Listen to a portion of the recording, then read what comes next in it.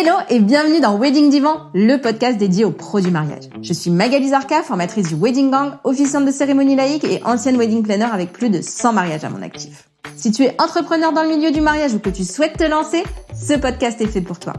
Comment réussir, comment se démarquer et surtout, comment durer dans le mariage. Autant de questions auxquelles nous répondrons ici via des interviews sans tabou de prestataires de mariage ou qui peuvent t'aider à améliorer ton business. On y abordera leur parcours, leurs réussites et leurs erreurs aussi parfois. Je partagerai également avec toi tous mes conseils, astuces et outils pour te donner un accès direct à la réussite dans le Wedding World. Allez, pose-toi dans ton canapé, écoute-nous dans ta voiture ou même en faisant la vaisselle et surtout, abonne-toi pour ne manquer aucun épisode. Hello le gang, j'espère que tu vas bien. Aujourd'hui, j'ai le plaisir d'accueillir la talentueuse photographe Sidonie Vidal dans Wedding Divan. On a choisi un sujet qui te parlera peut-être que tu sois photographe ou non. Comment monter en gamme? Quelles sont les étapes? Comment toucher cette nouvelle clientèle? Comment adapter son expérience client et son réseau? Quelles sont les erreurs à éviter? Allez, je te laisse écouter cette interview à cœur ouvert et pleine de bons conseils. Hello Sidonie, je suis trop ravie de t'accueillir dans Wedding Divan. Bienvenue à toi. Merci beaucoup, ça me fait super plaisir d'être là. Moi, je suis ton travail depuis des années et en fait, c'est toi qui as pris contact avec moi et j'étais trop contente parce que t'étais sur ma wishlist en vrai, mais bien sûr. C'est gentil. Oui, et donc du coup, je suis contente de t'accueillir aujourd'hui. Est-ce que pour les personnes qui ne te connaissent pas, tu veux bien nous dire qui tu es? Oui, bien sûr. Donc, je suis Sidonie, j'ai 29 ans. Je suis photographe de mariage, principalement de mariage, mais aussi, séances, famille, tout ça. Pour l'instant, je suis basée en Provence et je me suis lancée officiellement fin 2018. Donc, ça va faire 5 ans que je suis à mon compte. Avant, je faisais pas du tout de la photo. J'ai pas de formation en photo. Je faisais du dessin animé.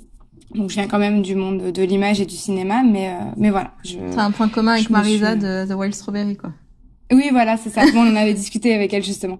Donc voilà, reconversion il y a 5 ans et depuis, écoute, ça marche bien et je kiffe. Donc voilà, j'en suis là aujourd'hui. Et pourquoi tu dis pour l'instant en Provence, ça veut dire quoi? Ça veut dire on est en train on va déménager en septembre, on va aller vers Montpellier. Donc ça reste la Méditerranée, mais c'est plus exactement la Provence. Mais je suis toujours, ma zone d'activité est toujours la Provence. Ok. Et donc du coup, tu me disais, on avait discuté un petit peu en MP sur Insta, tu me disais que tu étais en train de changer de cible et du coup, je me suis dit que c'était un bon sujet pour Wedding Divan et pour tous ceux qui ont envie de peut-être gagner en fait changer de gamme, monter de gamme et du coup, j'aimerais bien que tu me dises c'est quoi les étapes que tu as traversées entre guillemets pour changer cette cible du coup. Alors il y en a plein et donc je suis en train, donc il y a toujours des choses que je suis en train de mettre en place. C'est un process qui m'a pris du temps. Déjà, je pense que la première étape c'est le mindset, c'est vraiment de se dire est-ce que j'ai envie de changer de type, parce que beaucoup de photographes sont bien dans leur marché, on va dire, ou alors ils sont pas forcément bien financièrement mais ont peur de changer de cible parce qu'ils ont peur de perdre leur clientèle actuelle, on a beaucoup de préjugés sur le plus haut de gamme. Et souvent, j'entends beaucoup de photographes me dire qu'ils veulent pas changer de client parce qu'ils ont peur que les clients plus riches soient plus relous, plus demandeurs, moins sympas, moins comme eux, etc. Donc moi, la première étape, ça a été vraiment de me dire, de me faire de travailler mon mindset et de me dire, non, en fait, je peux trouver des clients hyper cool et hyper à mon image, en fait, dans tous les marchés. Et donc, c'est pas une question d'argent, c'est une question de valeur. Mais du coup, qu'est-ce qui t'a donné envie déjà de changer? Honnêtement, les tarifs? Grande partie financière, ouais, bien sûr. C'est que je me suis rendu compte que vivre correctement de la photo de mariage dans les tarifs actuels en France du moyen de gamme, donc du marché principal, c'est-à-dire entre 1500 et 3000 euros, c'est compliqué. C'est compliqué d'en vivre, en tout cas de façon vraiment sur du long terme et correct, c'est-à-dire pour moi de gagner plus de 2000 euros par mois net, quoi. Ok, donc là tu passes c'est quoi ton tarif sur un mariage et jusqu'à combien tu vas aller maintenant? Alors actuellement mes tarifs en 2023 c'était entre 2300 euros pour prépa cocktail et 2800 pour prépa soirée, et après on pouvait rajouter des options. Et là sur 2024 je passe à 4200 euros minimum pour 8 heures de prestation et 5400 pour 12 heures. Et après, voilà, pareil, on peut rajouter des options, second photographe, etc. Donc, je double mes tarifs. Ouais. T'es passé de l'un à l'autre ou t'as eu des steps? J'ai eu un peu des steps où en fin 2020, enfin, sur les dernières réservations de 2023, c'est-à-dire qu'une fois que j'avais ma saison assurée, j'ai commencé à proposer des tarifs un peu intermédiaires, c'est-à-dire que j'avais un prix minimum de 3 000 € et c'était entre 3 000 et 3 600. Et donc ça, j'en ai signé 2. Donc ça m'a montré aussi que c'était un step possible. Que voilà, parce que passer la barre des 3 000 en France, ça fait très très peur. Donc voilà, c'était un peu me prouver à moi-même que ça a été un peu le déclencheur en fait de me dire, ok, ça c'est possible, donc le reste est possible aussi. C'est juste la première étape. Donc la première étape pour toi, ça a été le mindset, changer ton idée Ouais. de c'est pas possible d'être à plus de 3000. Mm. Et après? Et après, ben, faire en sorte que tout suive. Donc, ça a été changer mes tarifs, évidemment, mais aussi tout mon business entre guillemets. Alors, en soi, ma façon de travailler ne change pas tellement parce que, en fait, je me suis rendu compte à travers des formations, à travers des discussions avec d'autres photographes que c'est plus tellement une question de qualité de photo. Au bout d'un moment, ça devient vraiment une question de marketing en fait et de réseau. Et donc là, c'est les 2 grosses étapes que je suis en train de mettre en place et que j'ai mis en place, c'est-à-dire de changer mon marketing. Donc j'ai fait un rebranding en début 2022, mais je suis en train de vraiment le mettre en place petit à petit. Donc j'ai fait appel à une graphiste qui m'a refait toute ma charte graphique, mon logo. On a vraiment réfléchi à avoir une identité qui soit adaptée à une clientèle plus luxe, plus haut de gamme, donc plus minimaliste, aller à l'essentiel, essayer d'être plus impactant déjà dans le branding. Changer aussi les images que je montre parce que quand on monte en gamme, on a une attente du client, c'est-à-dire que le client plus haut de gamme, en fait, il a des goûts plus haut de gamme. Et donc, si on lui montre, par exemple, des chaussures de mariée H&M, le client est haut de gamme, il va pas du tout se reconnaître là-dedans. Donc, en fait, il va se dire, cette photographe est cheap, donc ça m'intéresse pas. Donc voilà, c'est d'arriver à montrer des images qui font plus luxe, soit à travers des chaussures Jimmy Choo, des choses plus luxe dans l'image, dans l'objet lui-même, ou à travers une prise de vue un peu différente. Donc j'ai changé un peu ma prise de vue, je suis un peu plus les tendances. C'est-à-dire que je suis sortie, déjà au niveau de la prise de vue, voilà, je suis sortie, j'essaye d'être un peu plus, pas mal de flou, des images un peu plus éditoriales en fait, puisque c'est une recherche. Et moi ça me plaît, hein, c'est pas juste parce que c'est une attente du client, c'est que moi c'est une esthétique qui me plaît beaucoup et aussi qui effectivement plaît plus au monde, aux clients un peu plus haut de gamme parce que c'est des clients qui sont plus sensibles à la mode, qui sont plus sensibles aux tendances. De la jet set un peu plus, pas forcément bling bling, mais un peu plus, qui vont acheter des habits de marque, qui vont aller dans des boutiques haut de gamme, Yves Saint Laurent, Chanel, Hermès. Et donc voilà, ils sont baignés dans un univers beaucoup plus édito. Et donc finalement, on leur parle plus aussi quand on a un style un peu plus édito. Donc ça, c'est au niveau de la prise de vue. Mais voilà, j'ai pas tellement changé ma façon de prendre des photos. Par contre, le traitement a pas mal changé. Mon traitement photo. C'est toi qui retouches? Oui, c'est moi qui le fais. Oui, oui. Ouais, parce que c'est un sujet que j'ai traité avec Camille Marciano. Je sais pas si t'as écouté l'épisode. Non, pas encore. Mais je délègue pas ma retouche, mais par contre, je passe par un logiciel d'intelligence artificielle. Ok. Donc, il y a toute une Depuis partie. longtemps? Depuis fin 2021. Ah oui, quand même. Ouais. Donc 2022 a été ça change pas énormément en fait. Hein. C'est juste qu'il y a une partie de mon traitement en fait qui est prise en charge par l'Imagen AI, qui est une intelligence artificielle, et ça me fait gagner beaucoup de temps sur le traitement. Ça reste mon traitement. Et du coup, comment ça marche l'intelligence artificielle sur la retouche? Ils enlèvent les boutons, les machins comme ça, et toi tu fais le reste? Du tout. C'est quoi? Non, c'est vraiment la cohérence colorimétrique du reportage en fait. Donc ça comprend en fait notre traitement sur toutes les situations lumineuses qu'on lui a proposées déjà de nous, parce que c'est que à partir de notre travail. Hein.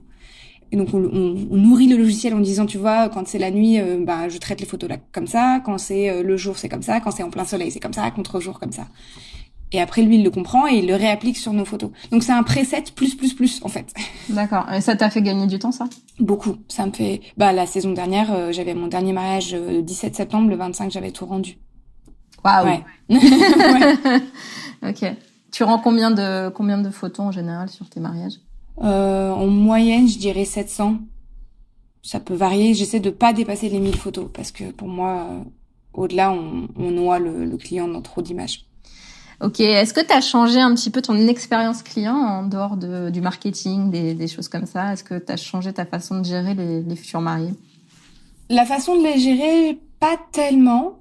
Il y a quelques trucs où je me suis un peu rendu compte ces derniers temps que effectivement fallait que je change, c'est-à-dire que j'ai passé des années à développer un workflow, à automatiser des choses parce que j'utilise un logiciel de gestion client qui peut automatiser plein de choses, des mails automatiques, etc.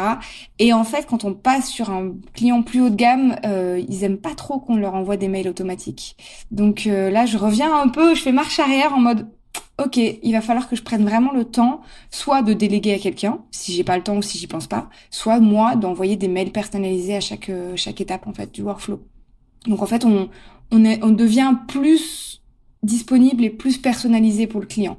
Il faut vraiment qu'il ait l'impression que qu'on le chouchoute et qu'il y a que lui et qu'on prend le temps de vraiment avoir compris ses attentes et ses besoins. Ouais. Ok. Donc au niveau des étapes, on a fait le tour, j'imagine. Il n'y en avait pas d'autres. Non, il y a une grosse étape que je suis en train de mettre en place et qui, par contre, ça, c'est sans arrêt, c'est le réseautage. Donc ça, c'est en fait, de comprendre comment notre client nous trouve. Et quand on sort du marché moyen de gamme et qu'on passe dans de plus haut de gamme, que ce soit premium ou luxe, en fait, les clients nous trouvent plus du tout de la même façon. Et là, c'est principalement par les wedding planners et les lieux. Et donc là, il y a énormément de travail sur contacter les wedding planners, voilà, créer du lien avec des prestataires de mariage du marché que je vise pour que eux me recommandent, pour qu'on puisse collaborer ensemble et que je m'associe avec ces personnes-là, pour que le client, lui, me trouve via ces personnes-là. Donc, tu as organisé des shootings aussi, j'imagine, pour ton nouveau traitement, ton nouveau... C'est ça. J'organise des shootings un petit peu. Je suis en train d'en organiser plusieurs cette année pour effectivement aussi renouveler mes images et pouvoir dire, bah voilà... créer, même si c'est des images individuelles, pouvoir montrer des Jimmy Choo, pouvoir montrer, là, on a fait un shooting avec des Louboutins, par exemple. Voilà, parce que, en fait, les Louboutins, c'est comme ça, je peux plus avoir des jolies bobies qui sont très belles, mais qui sont plus la cible de mon client, quoi. Ok, c'est quoi les erreurs à éviter selon toi quand on veut changer de cible? Je pense quand on veut changer de cible, déjà, faut pas penser que ce qui nous a amené jusqu'où on est maintenant va nous amener là où on veut aller. C'est-à-dire que, alors je l'ai pas inventé ça, hein, c'est une formation que je suis en train de suivre justement pour passer dans un milieu plus haut de gamme. Donc c'est vraiment quelque chose qu'ils nous ont appris et je le comprends tout à fait. C'est-à-dire que la façon de trouver nos clients, la façon de travailler du marché actuel, qu'on soit dans le moyen de gamme ou le bas de gamme. Bas de gamme, c'est pas, encore une fois, il n'y a pas de jugement, hein, c'est juste des niveaux de marché. Ça va pas être la même que dans le premium, ça va pas être la même que dans le luxe. Donc penser qu'on va arriver à trouver des clients de la même façon qu'avant, c'est une erreur parce qu'on va se planter. Donc voilà, ça, je dirais que c'est une des premières erreurs à éviter. Une deuxième erreur à éviter, je pense, c'est d'y aller en se disant j'y vais que pour l'argent et de pas avoir vraiment envie de découvrir ce marché, de pas avoir vraiment envie de pas avoir envie de connaître son client et finalement je pense qu'on risque le burn-out ou on risque de se dégoûter parce qu'on va pas tomber sur des clients qui nous conviennent finalement. Changer de marché, je pense que l'erreur aussi c'est de pas anticiper que ça risque d'être compliqué. Moi je suis consciente que je risque d'avoir une année creuse. 2024 risque d'être compliqué. Alors on peut jamais anticiper, mais c'est vrai que quand on est toujours dans le même marché, on peut savoir un petit peu comment fonctionnent nos clients, on peut savoir, ok, si on voit que les réservations montent pas trop, on sait un petit peu comment faire en sorte, peut-être en communiquant plus, en se mettant sur des annuaires, en essayant d'avoir des publis, des choses comme ça, on peut essayer ou en étant plus présent sur Instagram, il y a des moyens. C'est vrai que quand on change de marché, on connaît pas encore forcément tous les moyens et surtout on n'est pas encore établi, donc on va arriver dans un marché où on nous connaît pas, il faut faire nos preuves. Et c'est comme quand on arrive dans un boulot et qu'on nous dit il faut 3 ans d'expérience. Oui, mais si j'ai pas d'expérience, je peux pas avoir 3 ans d'expérience. Donc si on me donne pas la chance. Donc là, c'est un peu pareil. Mon homme il me dit toujours ça, c'est quand tu vas en boîte et qu'on te dit non, c'est que pour les habitués. Ouais, mais si tu me laisses pas rentrer, je peux pas être habitué en fait. Exactement. Mais c'est un peu ça, changer de marché, c'est ça. Hein. Bon, le moyen de gamme, c'est moins le problème, mais quand on commence à passer sur du haut de gamme et du luxe. Donc oui, ne pas être préparé à devoir probablement faire des concessions ou trouver un travail alimentaire à côté. Moi, ça me fait pas peur. Hein. Je préfère être dans un marché qui me correspond et gagner de l'argent comme j'en ai besoin et envie et avoir des clients qui me correspondent plutôt que rester dans un marché où je suis pas bien, pas assez gagner ma vie. Mais voilà, je préfère avoir cette transition quitte à trouver un travail alimentaire pendant quelques mois ou un an. Ok. C'est quoi la formation que tu es en train de faire, du coup, tu disais? C'est une formation par 2 Américains qui s'appellent James and Schultz, qui font une formation qui s'appelle Sage Journey. C'est en anglais, du coup. Et c'est 2 photographes très haut de gamme. Donc, vraiment, leur tarif moyen, c'est $50,000 par mariage. Belle perf. Voilà, pas mal. Qui ont décidé que ils avaient envie de partager leurs connaissances. Et donc voilà. Après, ça s'applique. Il faut adapter parce que ça s'applique quand même pas mal à du vraiment très haut de gamme, luxe. Et moi, c'est pas le marché que je vise, en tout cas dans l'immédiat. Donc, il y a des choses qui fonctionnent, d'autres qui fonctionnent pas.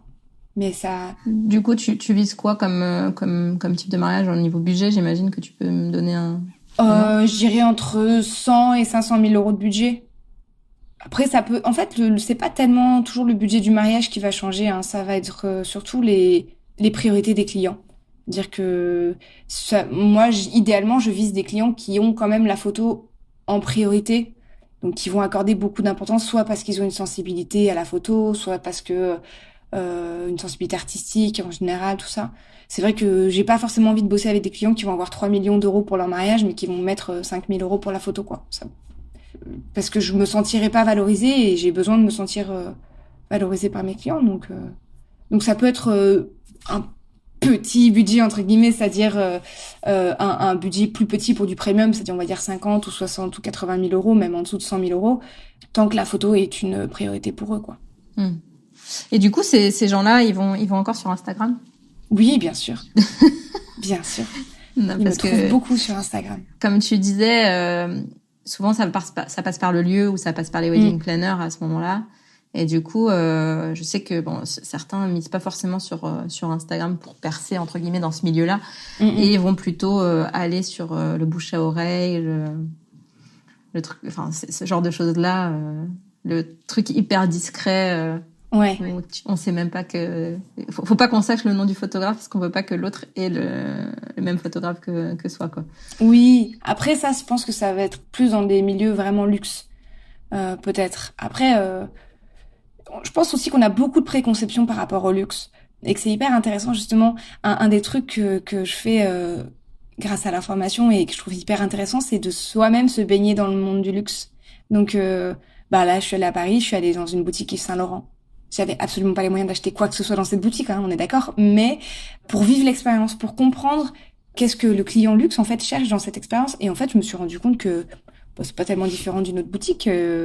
Enfin voilà, on prend soin de nous. Les gens ils sont là en train de chiller avec leurs bouteilles de Coca sur les canapés de Yves Saint Laurent. Enfin, c'est des gens comme nous, sauf que quand ils vont là-bas, ils vont acheter un sac à 4 000 euros au lieu d'acheter un sac.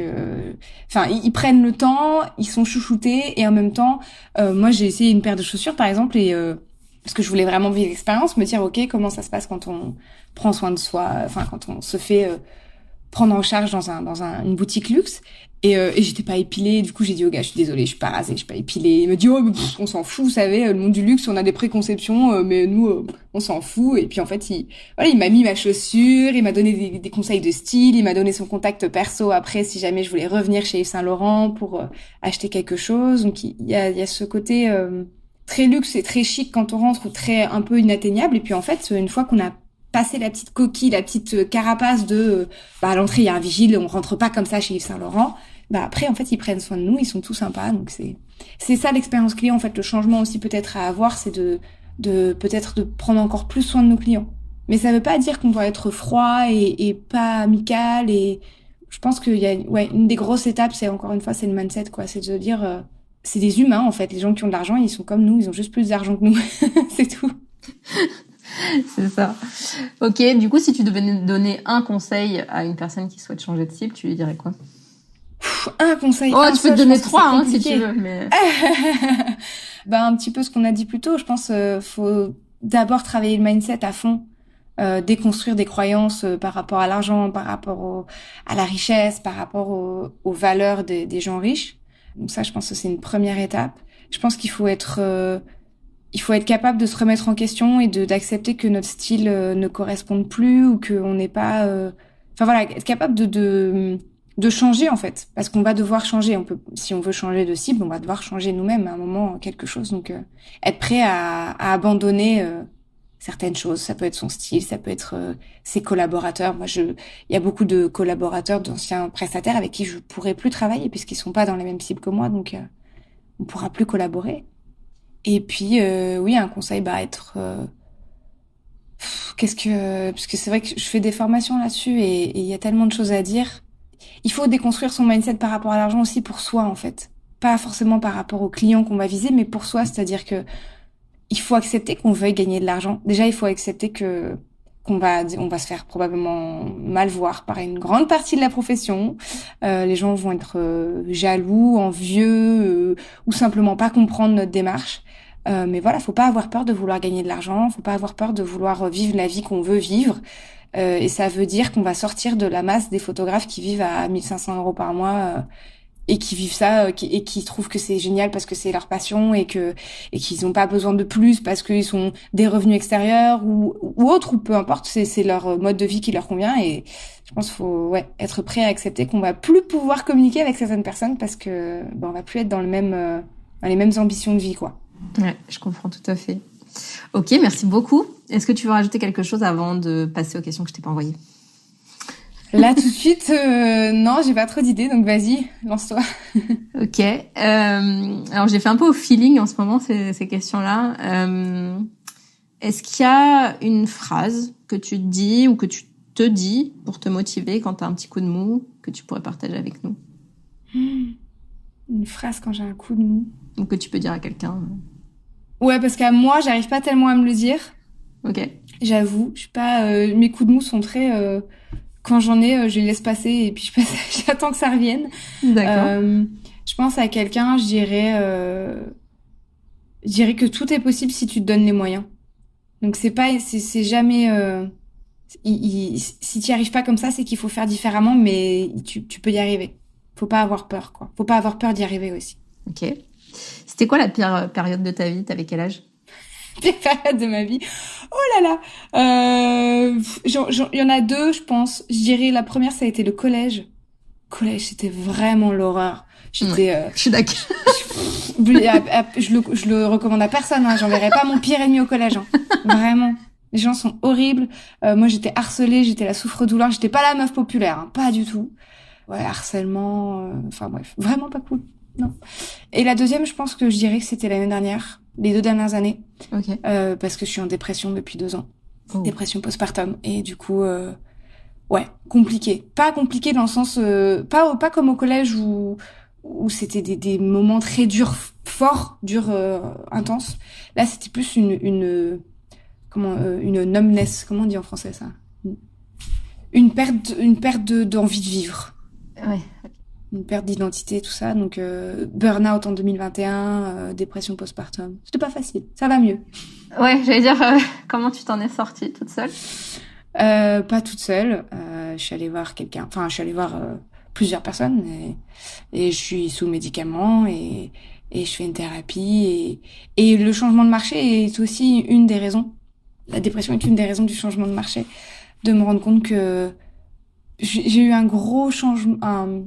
Je suis allée sur une conférence en novembre 2022 qui m'a beaucoup chamboulée, où j'ai pleuré pendant 48 heures non-stop.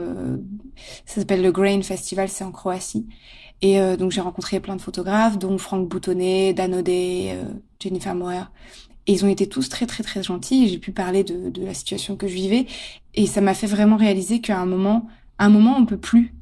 Je pouvais plus vivre à 1500 € par mois. Je pouvais plus vivre dans le stress de me dire si je réserve pas ces 2 mariages dans l'année de plus, je vais pas faire ma saison et je vais pas avoir financièrement les moyens de prendre soin de ma fille, de prendre soin de moi, de prendre soin de ma maison. 2022 a été une année financièrement compliquée et donc j'ai décidé que je voulais plus vivre comme ça. Donc c'était un peu ce truc de se dire là, il faut que je gagne ma vie, il faut que je gagne ma vie de façon correcte. C'est-à-dire pour moi, j'ai pas peur de le dire, hein, moi j'aimerais idéalement, pour commencer, gagner 3000 € par mois et dans l'idéal, dans quelques années, être à 5000 € par mois au minimum, net. Mmh. Ouais. Parce que pour moi, c'est comme ça que je vais pouvoir vivre les projets que j'ai envie de vivre, prendre soin de ma fille, pouvoir mettre des sous de côté pour ses études, lui permettre de vivre des expériences sympas, et moi prendre soin de moi, physiquement, mentalement. Je veux dire, là ça fait des mois que je me dis, il faut que j'aille faire de la danse, de l'escalade ou du yoga et j'ai pas les moyens de me payer des cours de yoga et ça c'est c'est non, quoi. Stop. J'ai pas les moyens de me payer un psychologue parce que ça coûte 60 € la séance et qu'avec 1 500 € par mois, on s'en sort pas avec l'inflation, tout ça. Et moi, j'ai décidé que ça, je voulais plus le vivre. Et pas que pour moi, même presque, enfin, si, pour moi aussi, parce que je veux vivre une belle vie, mais pour mon client, c'est-à-dire qu'arriver à un mariage en étant au bout du rouleau, épuisé, dépressif, déprimé, donc insensible, à avoir envie j'en avais des envies suicidaires, donc vraiment pas envie d'être là, quoi. Ou arriver en séance nouveau-né et me dire, oh la galère, les gens, dans quoi vous vous lancez, plutôt que d'arriver. Non mais c'est vrai, j'en étais à ça, tu vois, de me dire pourquoi, ou des grossesses, tu vas me dire pourquoi vous faites ça, faites pas ça, c'est terrible, vous allez souffrir, tu vois. Alors que c'est un moment merveilleux pour le mariage, la grossesse, la naissance.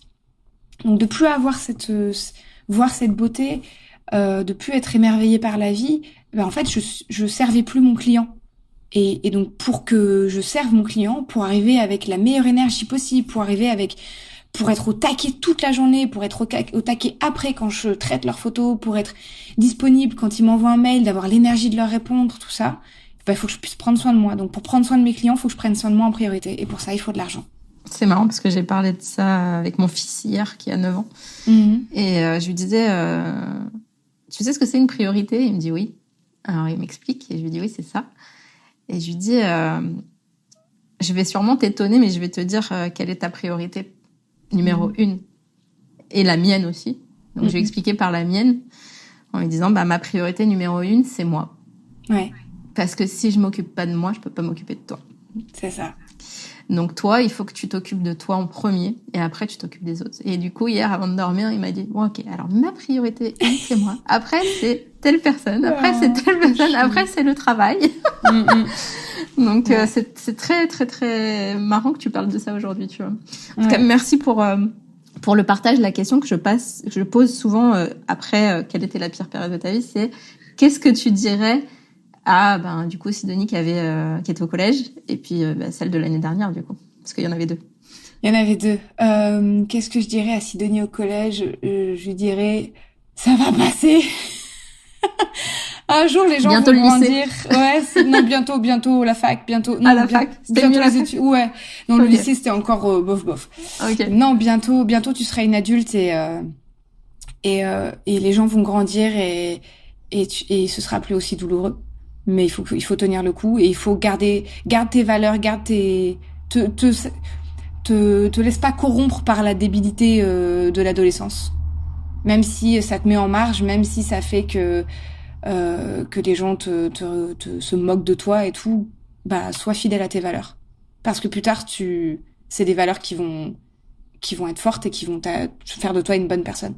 Et celle de l'année dernière? Celle de l'année dernière, je lui dirais va te faire aider, bordel.